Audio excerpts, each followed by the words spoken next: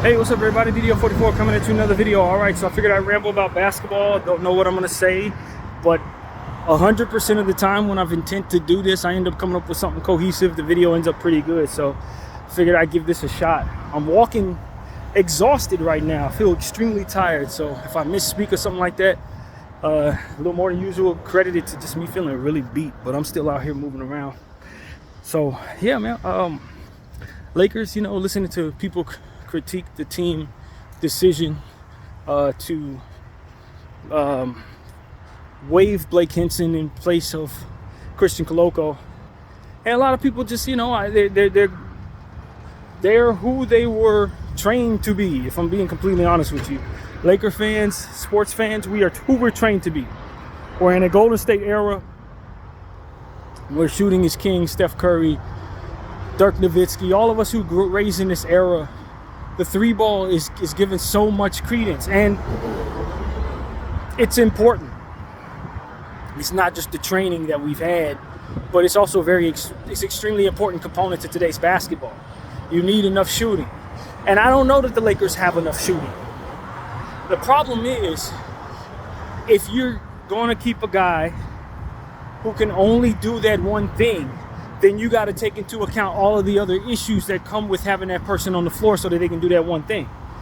The people blowing by him, the lack of cohesive play, you pass the ball to him. If he's not shooting the ball, he can't really do much else. Can't put the ball on the floor. Defense can crowd him out. If he's cold, he's overshooting. The basketball IQ tends not to be there for players like that. You're really only down there to shoot the ball. But if he's going to be our 9th, 10th, and 11th, 12th man, G League guy, when do I get to even use him at all? Does he even crack the rotation? And I think that's where Laker fans got it confused in a way, in my opinion, humbly. Because a lot of these guys who are fighting for us to keep Blake Hinson don't understand he's never going to be on the floor when he would otherwise be most needed. He needs to be on the floor to space the floor for Anthony Davis, LeBron James, Jackson Hayes, and all of our non-shooters. But if his game isn't refined enough to be competent in those situations, then we can't use him. You can put him out there and he's gonna get all the problems that come with having players that can only do one thing are evidence to you. You got him shooting the ball. If he's hitting, you're going crazy. Everybody loves a guy who can hit 9-10 threes. But if the guy who hits 9-10 threes is a bad defender, bad rebounder, can't put the ball on the floor, turns the ball over, all these different things that Blake Hinson really is prone to do at this point based on the fact that he's a rookie with really only one major skill, then you're leaving open more holes than you're actually closing.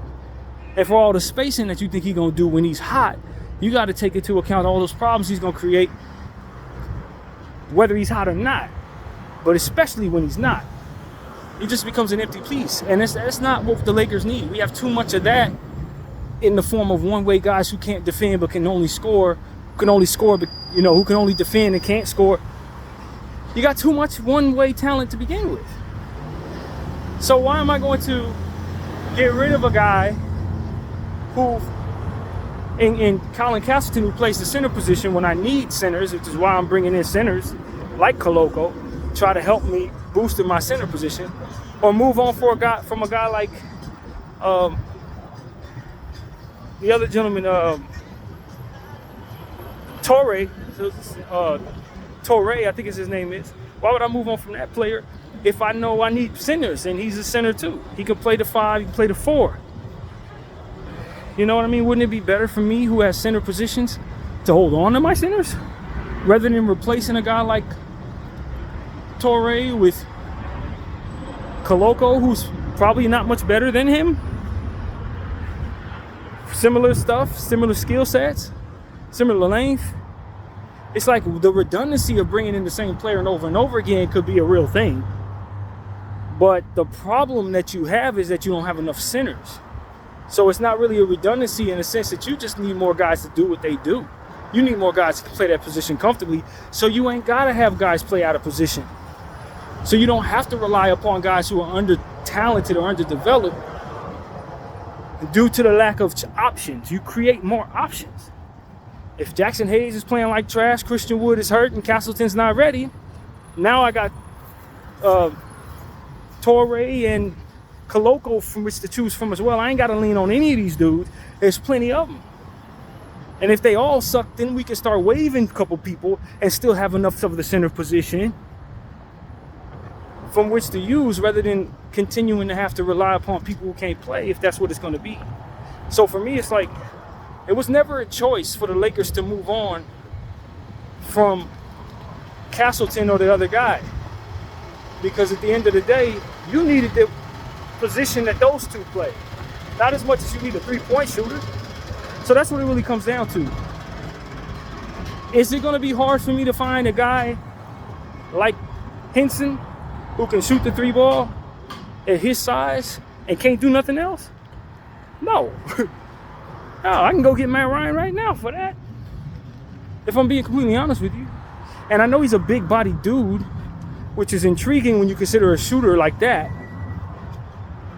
But if he's not going to play big, or if it's not going to translate to him being effective on the basketball floor outside of being able to score behind the arc, then it's not really helping me, who needs two-way ability players and guys who can do multi-things. So, I don't know, man. I just think that it would have been nice to keep Henson. Of course it's nice to keep Henson. And I think if I heard correctly, if the rumor's true, he's probably going to sign with the Spurs. That's what I heard. I don't know how true that was. It wasn't from a reliable source, but that's what I heard around the way, that the Spurs are the team that's likely going to get Blake Henson right now. So you're going to probably see games where he plays well, shoots the ball well. He's going to do that thing that he does very well, and it's going to feel like you're going up against a superhuman, because he really does have great shooting ability. Great shooting ability. But he has weak everything else. So that's not the piece you need over centers when you obviously have center issues. And so that's really what it comes down to, man. I just think the Laker fans have this idea that this guy can shoot threes and he's big, so he's the most valuable thing in the world. And that's not the most informed way to assess what your problems are versus what it is you'd be giving up if you were to keep this guy. Now, like we all agree, I don't think anyone disagrees that we would have preferred to move on from some other talent rather than Blake Henson if we had a choice. Cam Reddish, a lot of people are cool on Cam Reddish. You can move on from him. If we didn't have such a center issue, maybe some people think Jackson Hayes should have been the guy to move on from. I've heard some people mention Max Lewis as somebody that they didn't really think had the most upside.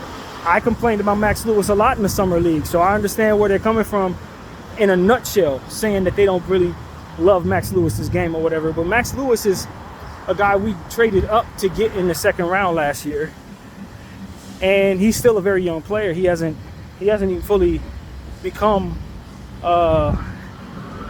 in a position to really show what he can actually do.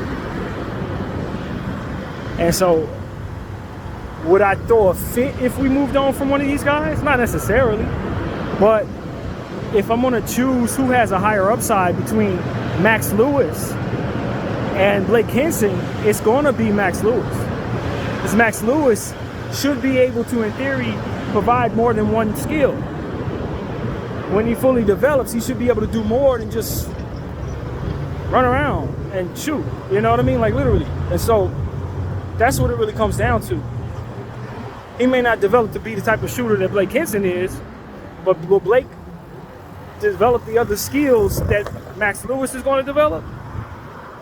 Probably not, man. So it's like, not to mention that you really did use a whole second round pick on this dude. And in doing so, gave away whatever you did to make that happen so that you can move up.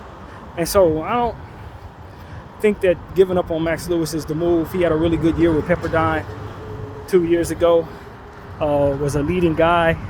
And that's a hard thing for guys to figure out when they come into a situation where they go from being the superstar player of their team to being the last guy on the bench, G-leaguer type guy. It becomes a very difficult thing for guys to learn what shots to take and what a good possession looks like. And, he wasn't a particularly effective defender, so it was very difficult for him to step in and be the defender, even though he shows flashes of being able to improve and has tools that can help him on the defensive end if he learns the game in that way. So I don't find myself being inclined to move on from a guy this early, especially when I know he didn't play 4 years in college.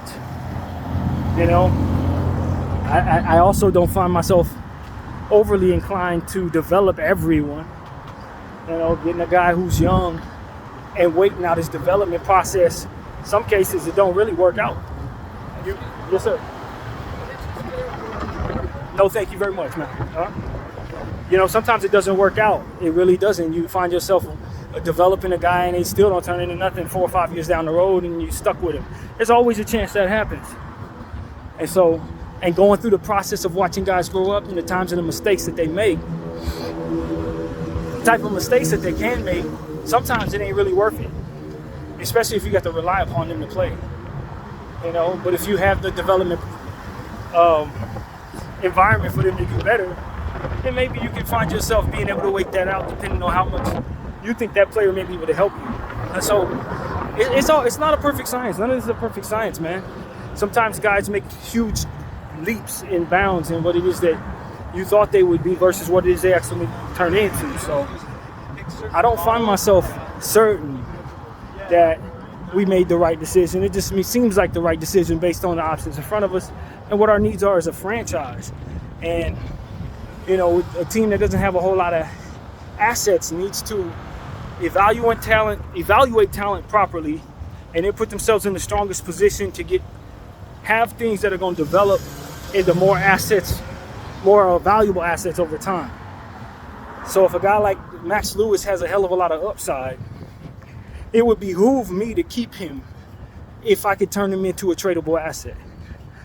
Develop him, showcase him, make people excited about him, and then when he's nice and plump, so to speak, you move on from him.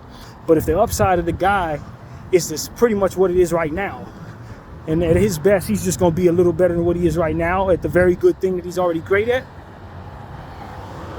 how does that help me when assessing what's going to bloom, so to speak? How does that look like the better option than a guy like Toure, who's likely going to be a double-double machine if given enough minutes, just off of sheer access with length to the basketball, off of rebounds and stuff like that, and putbacks, which he's prone to do at a high clip with a lot of energy.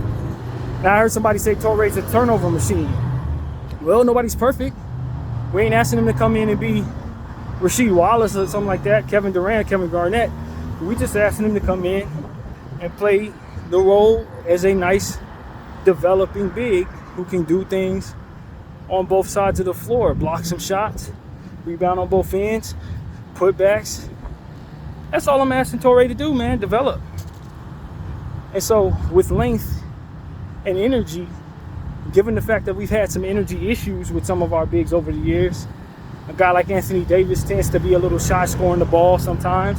You want a guy who's going to be naturally self-motivated and energetic, man. And so that's why I keep Toure. I don't necessarily move on from him.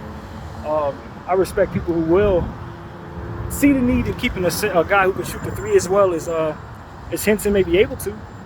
I definitely see the point of view on that, but for me, I just know better than to keep a one-trick pony, so to speak, when you have the center issues that we have. Man. It doesn't make as much sense for us. Now, if we were in a different situation where we had no shooters and a bunch of centers, and of course, you got to keep Blake Henson, you got to let go of Castleton and those guys. But when you already have center issues, and it's because you're shallow in that area, and you don't have enough centers that can really play, you got to have options there. So that's really what it's about. Giving up centers ain't the move at all. So that's really my point of view, man. That's what we've been talking about for the last couple of days.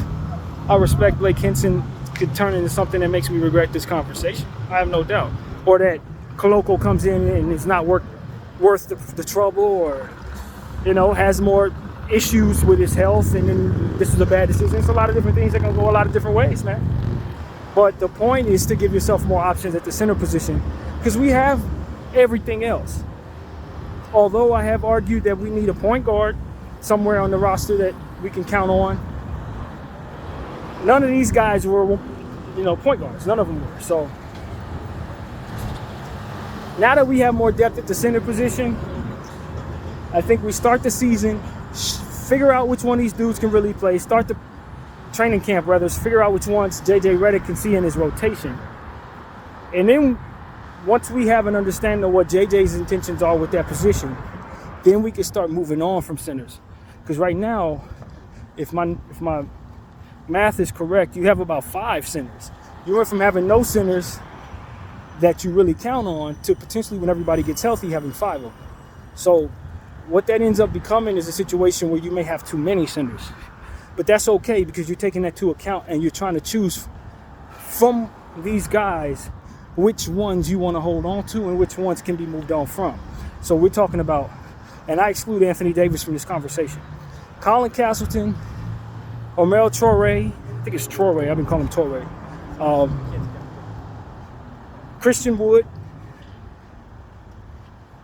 Christian Koloko, and Jackson Hayes. That's what you're looking at right there. That's your center position. Are you excited about any of these people, to be honest with you? No. But as a collective group of 5 people, it's great to have choices from guys, between guys that you're not excited about. You know what I mean? You get to find out which one of these dudes is any good, which ones you can count on to stay healthy, that kind of thing. And now you get your options to move on from, as we said yesterday, Christian Wood if you need to. Jackson Hayes now can be thrown into a trade. You don't have to just hold on to Jackson because you're lacking in centers, which is something that we probably had to do until this Koloko opportunity came along. We probably needed to hold on to him. Now it's like, all right, we can throw him into this trade, throw him into that trade, move Cam Reddish, maybe throwing him into a trade that allows you to get off the Gabe Vincent contract. Maybe more possible right now because you don't have such a need for that center position. Now, if you would have exchanged centers, meaning if you would have put in Castleton as the guy you want to waive and bringing in Christian Koloko, now you don't have that option. You see what I'm saying? The flexibility aspect of it needs to be worked into the equation of the Laker fan. You want to hold on to Blake Henson, the shooter, but now you don't have the option of being able to throw in Jackson Hayes because you need him now just as much as you did before you brought in Koloko. What was the point of even going through the Koloko process unless you just love Christian Koloko so much more than you love these other centers, which in my mind is assessing what it is I've seen from these players versus what I understand of Koloko. He's one of them. I don't separate him from Castleton and Jackson Hayes, and he's one of them. He's in their category of player. He's fighting for an opportunity to stay in the league just like those guys are. So it's not like I'm bringing in an established center or some superstar center or anything in between that. No. Koloko's another guy going to be fighting for an opportunity. So I just need more options at that. I need more looks at that. I need to be able to give myself more leverage against having to hold on to average players. You understand what I'm saying? I don't want to have to hold on to Jackson Hayes. I don't want to have to hold on to Christian Wood because I ain't got no options. So that's really what it's about, man. That's why you move on from Blake Henson in this situation, so that you give yourself that flexibility at the center spot. And I hope people understand that, man.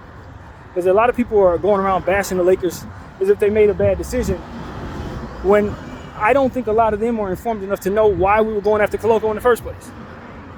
You know, they just exposed their lack of understanding of what the Lakers situation actually is.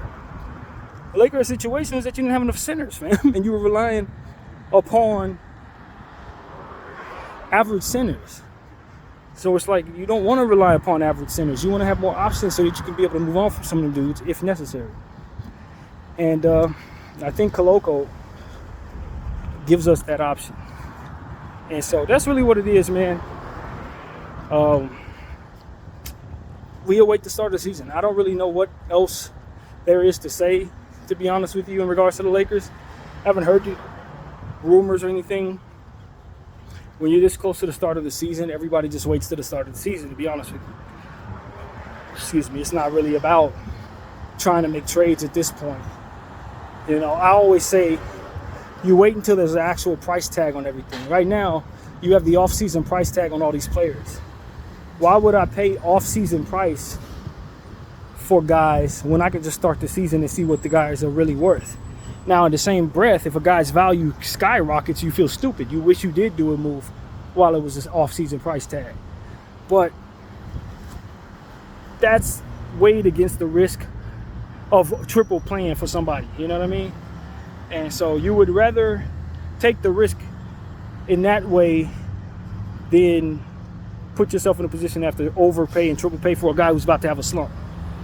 So what you do is you wait till the start of the season when you can put a legitimate price tag on these players, a ever fluctuating price tag on these players. You know, you can get some sample size of what it is they are today. You know, so that's really what it's about. You start the season, you see what a guy looks like on the basketball floor, and then you can raise the prices of what you have based on that same logic. Like look at Gabe Vincent. He's back from his knee injury. Look what he shot yesterday. He had 15 points, 3 assists, 5 rebounds. Like, that's the Gabe Vincent you would be willing to maybe trade for, as opposed to this Gabe Vincent, who last time we saw him, he was shooting like 20% from behind the arc, or less, to be honest with you, and was just coming back from injury and really didn't do a whole lot to really make people excited. You get him back to an average role-playing level, and then you can really see people saying, okay, well, maybe I'll take a chance on this contract. So, you know, that's what it's about. We're in that space right now where it makes less and less sense to make a trade with an off-season price tag when the season's about to start 2 weeks from now. So I don't expect anything to be done unless it's something that's been worked on for a long time, and maybe people have this feeling that players' value is going to fluctuate in a way that doesn't benefit them, so they make that trade now before that season starts. So I don't know. The Lakers made a move like Koloko because they had a need and they were getting a lot of flack for that having these problems with the center position. So it was in their best interest to not start the season without a center. That's the only reason why you saw us do that. You saw a guy like Marcus Morris sign with the Knicks. And he's a guy that I don't expect to see to get too many minutes at this stage in his career. A little stuff like that, you know. But like as far as a big trade, I don't expect anything to really happen anytime soon. And that's something I want to say, man. And this isn't the first time I've said this, but I want to reiterate it in this video. As I was listening to somebody very recently, a different kind of content creator that I hadn't heard of, and he was essentially echoing the idea that the Lakers made a mistake for not making trades, and they need to hurry up and make a trade. You know, they didn't do nothing, so they had that failure of offseason. I don't expect much to get done on the trade front anywhere. Not just with the Lakers, anywhere. I want people to understand that. A lot of these trade rumors, I don't think the likelihood that they actually become real trades is good right now. And it's because of the collective bargaining agreement that the NBA is under at the moment. You're just not going to see very much get done. Guys are, and what I mean by guys is GMs, are in a space where it ain't really in their best interest to do a lot of movement. It ain't really in their best interest to say, trade just any old guy for another guy, because you may not be able to undo what you have done once you've done it.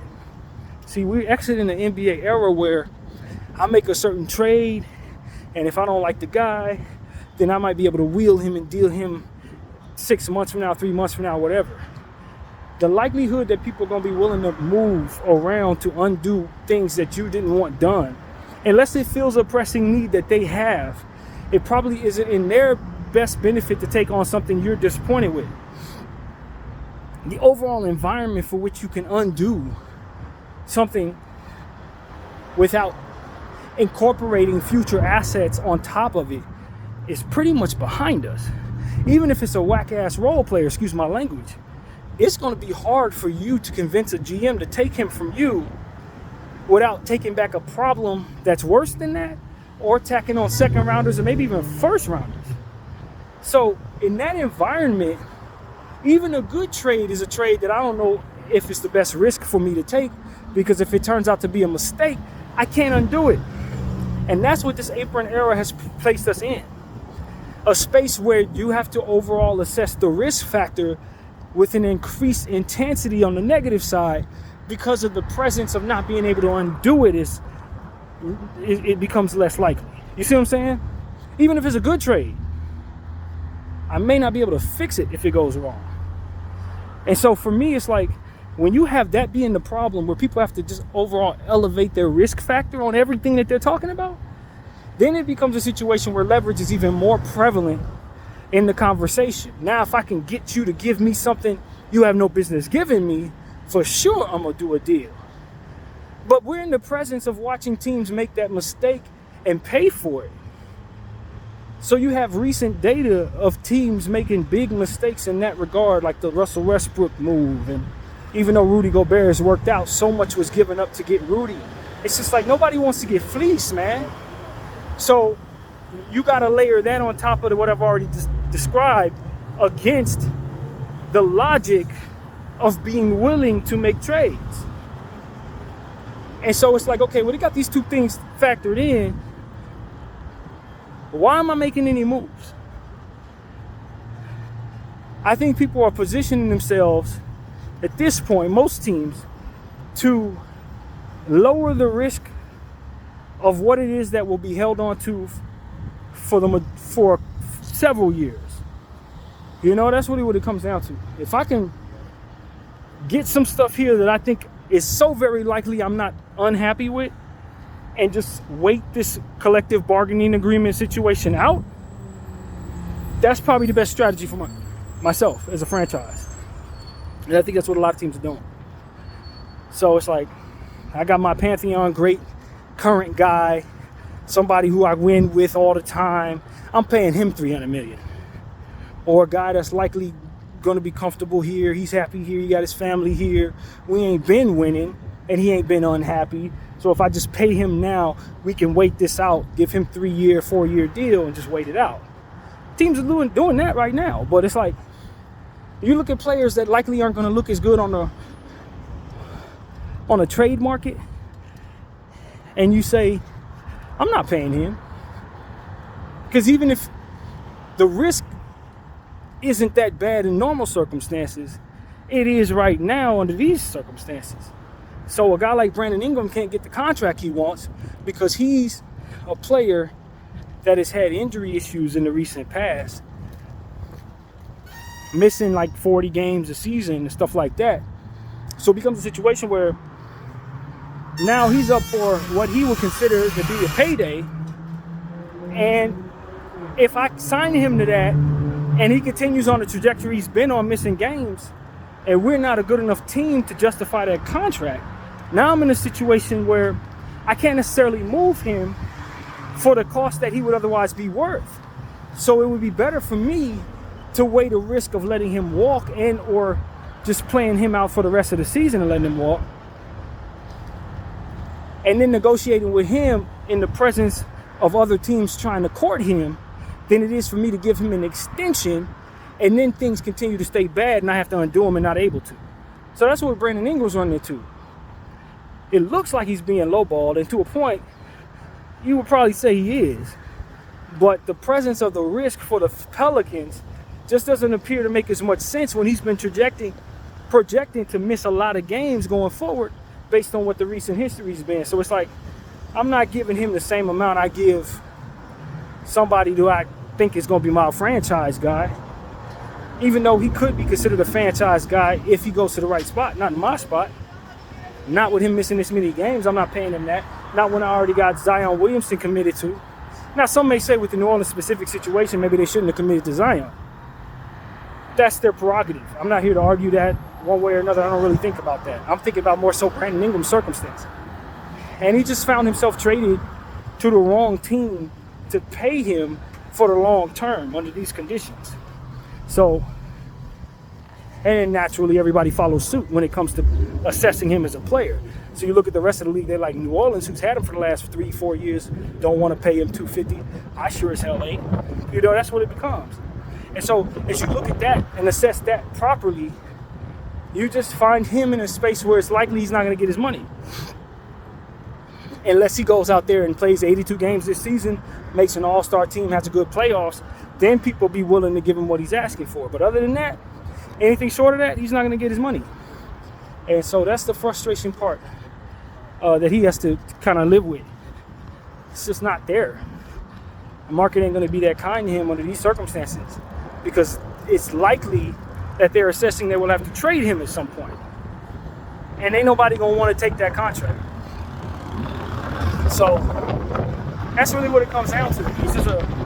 He's a casualty to the collective bargaining agreement. If we were under the old agreement, he'd likely be able to get his money because the risk wouldn't be considered as steep for the Pelicans to pay him. You could just trade that away. But you look around the Zach LaVine contract, and that's the one right there. That's the one. That's what keeps a guy from like Brandon Ingram from getting paid. It's the Zach LaVine mistake. You know what I mean? Literally. Lonzo Ball, all those Chicago problems. You don't want to be in a situation. Especially when your timeline is win now. It just doesn't pay to be in that space. So, yeah, man. I just don't think it's going to be a lot of trades, man. You take a look at the entire landscape, and you just see a lot of people who are doubling down on their assessment of what risk factors are. It just doesn't seem worth it to really do much of anything unless you're absolutely certain you're winning the trade. You're absolutely winning the trade, or if you can close a hole that ultimately your roster provides, keeping you from winning anything, and you have a win now timeline. So, like, that's what I'm saying to you guys. I can totally see where teams are going to have to shift away from stuff that they were planning because of what ultimately came about in regards to this collective bargaining agreement and the overall reaction to it. You know, I look at a contract like Fred VanVleet. It is really tricky to me because he's with the Houston Rockets. They signed him to that deal knowing that they had drafted a point guard named Amen Thompson, knowing that they had more picks coming with the ability to sign or draft rather more point guards in the future of a high level. They knew that. They got all the picks in the world. They knew they were going to be able to draft a point guard. Now, they had the third overall pick in the draft, and Reed Sheppard, who can clearly play that role, probably do the same stuff Fred VanVleet's doing on a rookie contract. You could argue he has a higher upside than what Fred VanVleet provided when he was a young player. So it's like at some point in time, you got to look at that for which is a max contract at a point guard position and realize you just drafted 2 point guards early in the last 2 drafts. Amen Thompson was what? 4th overall last year? Reed Sheppard is 3rd overall this year? Like that could be your backcourt of your future. But then you also got the Fred VanVleet contract. You got Jalen Green, who people still think could be a star one day. And if he ever puts it all together, he could definitely be a big-time player. You got guys at the guard spot. You got guys at the forward spot. You got guys at the center spot. Alperen Sengun, Jabari Smith, Terry Eason. So if you're the Rockets, you know at this point that you're going to lose somebody of value to nothingness. Somebody's going to sign somewhere else when they become a free agent. You don't have enough cap flexibility to just sign everybody to what it is they're due to make. So it's inevitable that you're going to lose some value. It's inevitable that if you don't trade some of these guys soon, that's what's going to happen to you. And so I'm curious about what happens with the Rockets, because it's a very tricky situation when you consider Fred VanVleet is an NBA champion. You want to win. They haven't made up in their mind they don't want to rebuild.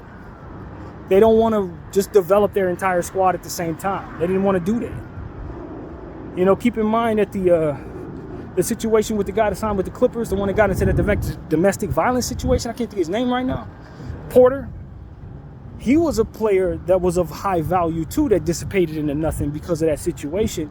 He ended up having to handle that, came back and signed with a different team. It didn't even hurt them that happened because they had so much. Can you imagine if he would not have been in that situation and he would have kept the value that he had before he got into that situation? That's even more of a point guard problem. Houston Rockets were gifted that problem. You know what I'm saying? So it's like they're overloaded. You talk about a surplus of young talent. They, at this point, have a surplus of young talent. And the reality is they're going to have to make decisions on some of these guys. So So a team like that is likely the first team I'm going to call if I'm trying to do something like the Brandon Ingram situation. Maybe they'd be willing to move on from a couple pieces, take back Brandon Ingram and negotiate with him. Maybe they'd be willing to take it. And then for me as the New Orleans Pelicans, I could take back a Terry Eason, take back somebody, Amen Thompson or something like that. Not to say that that would be the choices for the Houston Rockets. I don't know that it would be, but I'm just saying, like, that's the type of thing you got to consider if you're a team out there. Who's most likely to see value in trading away talented pieces that everybody would want? Well, it would likely be a team like the Houston Rockets, who have plenty, but really no path to being able to capture the value of all of it. No path to keeping all of it. And I mean, so that's the team that I think, if you start talking about who could make a move, I think within this era, collective bargaining agreement era, they're probably the most likely to be willing to negotiate with people, because they just, quite frankly, probably have to, and the stuff that they're ultimately willing to give up is covetable. Maybe a team like OKC is kind of in that same boat, but not as much so, because they have a contender of a team right now, proven to potentially be close to winning a championship right now. So they could afford to just do whatever they want to do. And if stuff happens to just leave, so what? Because they're in a position to win. Houston can't necessarily say that. So it's more imperative to them in trying to build a contender to make choices, to choose the right people, and ultimately allow themselves an opportunity to get better or grow more mature as a team or whatever. So it's like, these are the type of teams that may be able to do something with you if you're one of those teams that want to do something. But most of the NBA, nah, probably not, friends. Most of the NBA is probably going to be at a standstill unless they're giving up trash that they don't want for stuff that you probably don't want to give up for that trash. It's the only way it makes any sense right now. So, yeah, man, when the trade deadline comes around, maybe the landscape changes based on injuries or, teams getting off to slow starts. Maybe some infighting or something like that could potentially shake up the trade market. Maybe some guys' value fluctuates in such a rapid way that changes everything. A role player turns into a star overnight. Now some guys are, more likely to be dispensable to their franchises. Other than that, I don't really see much movement coming, man. I don't see much movement coming. So some of you teams that are stuck in no man's land, that's exactly where you're going to stay. Unless you're willing to overpay. And the problem is, if you're trying to trigger a rebuild, the last thing you need to be giving up is picks. But in order to undo some of these contracts that you don't want, you're going to have to give up picks. Zach LaVine contract going to cost you to move on from. If I'm, like I said in several videos, if I'm taking the Zach LaVine contract, I want nothing less than two first-round picks. Nothing less. You know what I mean? And so, if that's what it's going to take to move on from Zach LaVine's bad contract, a guy like Brandon Ingram is not going to be able to sign what people consider a bad contract. They ain't going to let it happen. You know what I mean? That's kind of the logic there. And you already anticipate that being a problem down the road if for some reason you want to move that player. Nah, I got to give up. What? Nah. Hell nah. And so that's really where we're at, man. I just think that collective bargaining agreement has changed the game for the GMs and for owners in a way that makes it so that they have to assess risk more intentionally in regards to the things that could go on. And in assessing things that way, it keeps them at a stalemate unless they absolutely can win those trades. So, yeah, man, I don't expect nothing. I really don't. Anything I see in the form of a trade could possibly be a surprise to me, I guess. I really think it would be a surprise. Any trade of any kind, unless it's two role players being swapped or second round pick for a guy. Maybe, I don't know. Like, I really don't know what would be likely at this point. I don't know. The only things that are likely is the stuff I already described. It's teams that are in wholesale situations, surplus young players. You know what I mean? That's the only, I don't see. And the funny thing about it is the price tag then becomes ridiculous on the stuff that I have because I know the rest of the league is at a standstill. So even though I'm in a wholesale situation, I'm not giving you Josh Green or Jalen Green rather for like one pick. You're going to have to give me like 2 picks for Jalen Green. Because I know you ain't going to be able to get that value nowhere else. You ain't going to be able to get that player nowhere else. Ain't nobody else willing to shake loose any damn thing. So if a team like Golden State wants to give me Kuminga and, you know, Moody and Podziemski, maybe I'll move on from a Jalen Green. That kind of thing. But like, you're going to have to be one of those teams that has young stuff to give, or that game-changing vet on a decent contract to give. Like, for example, a contract I can see moved is like that fantastic Laker contract, Austin Reeves. As a Laker fan, I ain't interested in moving Austin Reeves. But in this environment, flexibility is king. So if you have a contract like Austin Reeves's, that's going to be one of the first things that people are looking for when they start canvassing the league for stuff to want.